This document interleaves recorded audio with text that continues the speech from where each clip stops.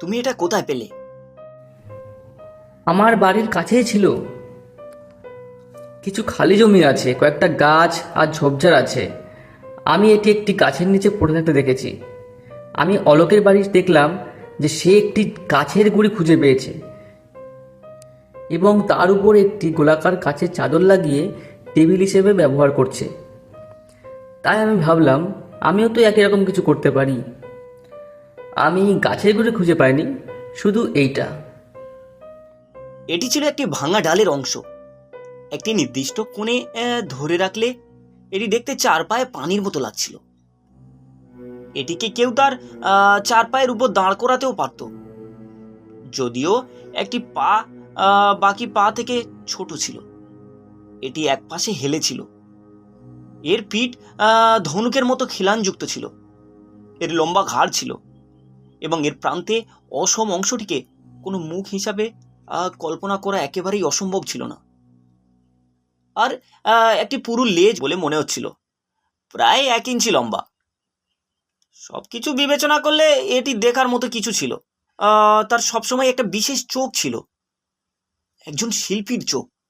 আমরা যখন স্কুলে পড়তাম তখন সে তার বইয়ের পাতার মাঝখানে পাপড়ি বা ফানের টুকরো রাখত। তার বাড়িতে নানান শিল্পিক জিনিসপত্র ছড়িয়ে ছিটিয়ে থাকতো, যা তার সূক্ষ্ম রুচির প্রমাণ বহন করত। এটা তো চমৎকার, কিন্তু তুমি প্রথম নও যে এরকম কিছু তুলেছিলে। অন্য কেউ অদ্ভুত আকৃতির ভাঙা ডালপালা সংগ্রহ করত। তুমি শুরু করার অনেক আগেই আমি জানি, অবনীন্দ্র ঠাকুর, তাই না? রবীন্দ্রনাথের ভাগ্নে। তিনি তার টুকরোগুলোকে কুটুম কুটুম বলতেন। কিন্তু এটার কি হবে? এটা তোমাকে কোন ধরনের প্রাণীর মনে করিয়ে দেয়? আমরা এটাকে কী বা বলবো? শেয়াল, শূকর না কুকুর? আমরা একটা নাম ভাববো। তুমি এটা কোথায় রাখবে? আমার শোবার ঘরের তাকের উপরে আপাতত রাখবো। যাই হোক, গতকালই এটি পেয়েছি। তুমি হঠাৎ করে এসেছিলে বলে তোমাকে দেখিয়েছি। আমি একটা বিজ্ঞাপন সংস্থায় কাজ করি। দিলীপের একটি ব্যাংকেও চাকরি আছে। সে বিয়ে করেনি। অন্যদিকে আমার একটা পরিবার আছে।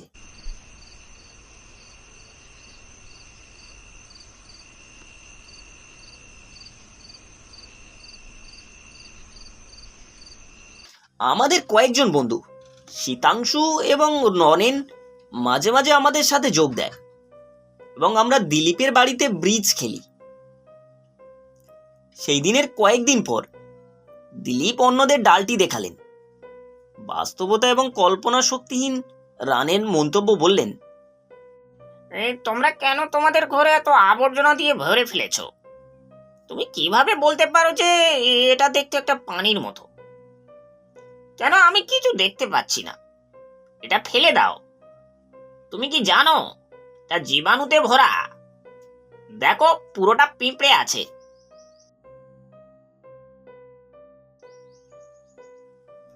কেউ তার দিকে মনোযোগ দেয়নি। আমরা সেই সন্ধ্যায় 9:30 পর্যন্ত খেললাম। তারপর অন্যরা যখন বিদায় নিল, দিলীপ একটু ইশারা করে ইঙ্গিত দিল, কি ব্যাপার, তোমাদের মনে মনে কিছু একটা চলছে। দিলীপ উত্তর দেওয়ার আগে একটা গভীর নিঃশ্বাস ফেললো। তুমি পুরো ব্যাপারটা হেসে উড়িয়ে দেবে, আমি জানি, কিন্তু আমার তোমাকে বলতে হবে। কি বল? এই ডাল সম্পর্কে। আমি অতিপ্রাকৃত জিনিসে একদমই বিশ্বাস করি না। তবু আমি জানি না এটাকে তোমাকে কি করে বোঝাবো। তুমি কি বলছো? মাঝরাতে আমি একটি অদ্ভুত শব্দ শুনতে পাচ্ছি।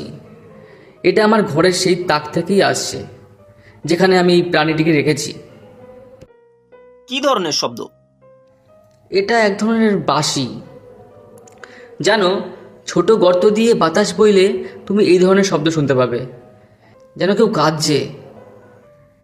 এই শব্দ শুনলে তুমি কি করো? এটা খুব বেশিক্ষণ থাকে না, কিন্তু এখানেই শেষ নয় রে। ওটাকে আমি দাঁড় করিয়ে রাখি। আজ সকালে আমি তাকের উপর এটা পড়ে থাকতে দেখেছি। এটা হয়তো পড়ে গিয়েছিল। কেন, জানালা দিয়ে একটা তীব্র ঝোড়ো হাওয়ায় ওটাকে ভেঙে ফেলার জন্য যথেষ্ট হতো।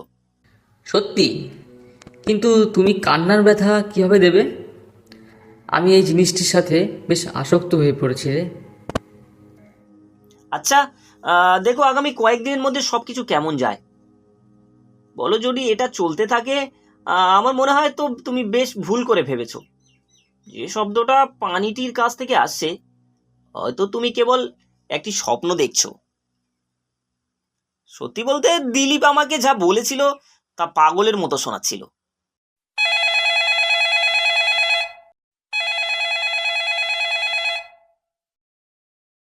মাত্র 2 দিন পর সে আমাকে কর্মক্ষেত্রে ফোন করেছিল। এটা কি তুমি, প্রমোদ? হ্যাঁ দিলীপ, কি খবর? আজ আমার বাড়ি আয়, কথা আছে।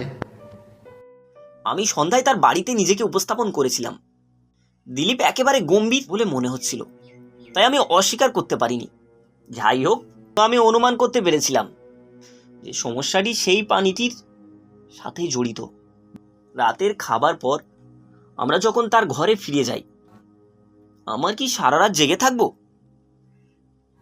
হ্যাঁ, আমার মনে হয় যদি তুমি কিছু মনে না করো, সম্ভবত কিছু ঘটতে বেশি সময় লাগবে না। দিলীপকে আর কিছু বললাম না। যাই হোক না কেন, এবার আমি নিজেই দেখব এবং শুনব। আমরা তার বিছানায় বসলাম। দিলীপ আলো নিভিয়ে দিল। প্রচুর চাঁদের আলো ছিল। মাত্র 2 দিনের মধ্যে আমাদের পূর্ণিমা হবে। এর কিছু আলো জানালা দিয়ে ঢুকে মেঝেতে পড়ল। তার প্রতিফলিত আলোয় আমি তাকের উপর পানিটা বেশ স্পষ্ট দেখতে পেলাম। আমি 11টায় আমার প্রথম সিগারেটটা খেয়েছিলাম। 12:30টায় যখন আমি আমার দ্বিতীয় সিগারেট জ্বালাতে যাচ্ছিলাম, তখন আমি শব্দ শুনতে পেলাম। বাতাসের শীষ দেওয়ার মতো শোনাচ্ছিল। প্লান পাতলা কিন্তু নির্দিষ্ট স্বর ছাড়া নয়। এটি বর্ণনা করার সর্বোত্তম উপায় হলো এটিকে একটি হাহাকার বলা। কোনো সন্দেহ নেই যে শব্দটি তাকের দিক থেকে আসছে। তারপর আমি অন্য কিছু লক্ষ্য করলাম। মনে হচ্ছিল যেন পানিটি নড়াচড়া করছে, একটু নিচু হয়ে তার পেছনের পা তুলে তাকে আঘাত করতে থাকে। ফলস্বরূপ একটি টোকা দেওয়ার শব্দ হতেও থাকে। আমি আর দিলীপের কোথায় সন্দেহ করতে পারিনি। আমি নিজের চোখে সবকিছু দেখতে পাচ্ছিলাম। তার বাম হাত দিয়ে আমার হাত চেপে ধরেছিল। সে একেবারে ভীত বলে মনে হচ্ছিল। পানিটি হঠাৎ তাকের উপর লাথি দিল এবং দিলীপের বুকে আছড়ে পড়ল। দিলীপ চিৎকার করে উঠল। হ্যাঁ, আমি তাকে টেনে টেনে বের করতে সক্ষম হলাম, কিন্তু আমি অনুভব করতে পারলাম যে এটি আমার আঁকড়ে ধরে লড়াই করছে। তবু আমার সমস্ত সাহস সঞ্চয় করে আমি আমার হাতে এটি শক্ত করে ধরে রাখলাম। ধীরে ধীরে এর লড়াই বন্ধ হয়ে গেল এবং এটি আবার নিষ্ক্রিয় হয়ে গেল। আমি উঠে তাকে আবার রাখলাম। রাতের বাকি অংশটি আর কোনো ঘটনা ছাড়াই কেটে গেল, যদিও আমরা কেউই ঘুমোতে পারিনি। আমি এটা নিয়ে যাব এবং যেখানে পেয়েছিলাম সেখানেই রেখে আসবো।